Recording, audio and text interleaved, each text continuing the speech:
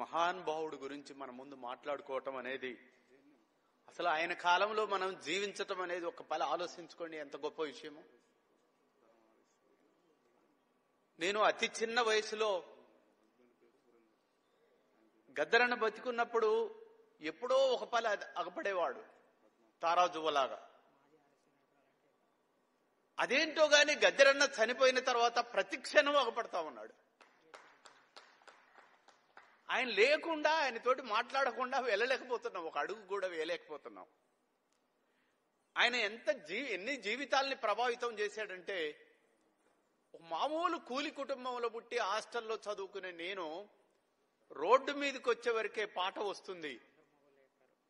ఎక్కడిది పాట అని చూశాను. లాల్ సలాం లాల్ సలాం లాల్ సలాం సలాం లాల్ సలాం సలాం లాల్ సలాం లాల్ సలాం లాల్ సలాం సలాం. ఒక రిథం, ఒక పేర్లాలుగా మిలిటరీ పోయినట్టుగా ఓ పాట పోతుంది. అసలు ఆ పాట విన్న తర్వాత ఈ మహానుభావుడు ఎక్కడుంటాడు అని ఏ రోజైనా ఆయన జోలె ముట్టుకుంటే చాలు అనుకునేవాడిని నేను. అలాంటిది ఆయన పాటలు ఒక్కొక్కటి నన్ను ప్రభావితం చేస్తూ నక్సలైట్ ఉద్యమంలోకి నన్ను తీసుకెళ్లాయి. ఆయన జీవితం గురించి ఈ తెలంగాణలో తెలుగు సాహిత్యంలో చాలా మంది కవులు పుట్టారు. శ్రీశ్రీ లాంటి అద్భుతమైన కవులు ఉన్నారు. కానీ జన జీవితాన్ని చాలా సూక్ష్మంగా పరిశీలించి రాసిన కవి మాత్రం నాకు చాలా అరుదుగా అవపడతా ఉంటాడు. సిరిమల్లె చెట్టు కింద లచ్చువమ్మో లచ్చువమ్మ, నువ్వు చినబోయి కూర్చున్నావెందుకమ్మో ఎందుకమ్మా, నెత్తెంత మాసింది రవికంత చెనిగింది, కొత్తది కొన నీకు పైసాలు లేవాయే. ఇంత అద్భుతమైన పదజాలము తెలుగు సాహిత్యంలో అంతకుముందు ఎప్పుడు రాలేదు.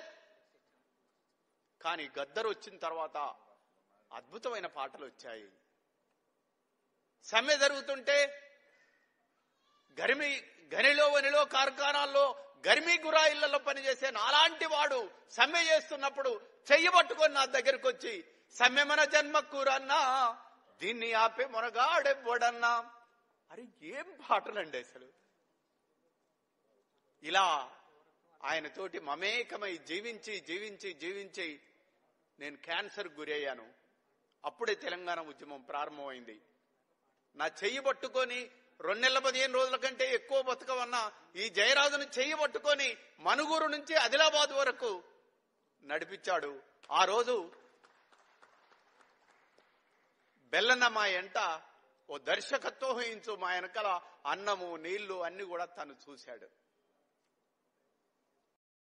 అలాంటి ఒక నడక నడిచా. అసలు ఒక్కొక్క రోజు లక్షలాది మంది ప్రజలు వెన్నెల్లో ఆడుతుంటే చంద్రుడు భూమి మీదకి వచ్చి ఆడుతున్నాడా అన్నంత ఎరుపుదనం. ఆయన ఎంత ఎర్రగుంటాడంటే, పసుపు కొమ్మను విరిస్తే కొంచెం నలుపు, కొంచెం ఎరుపు, కొంచెం పసుపు పడుతుంది చూడండి.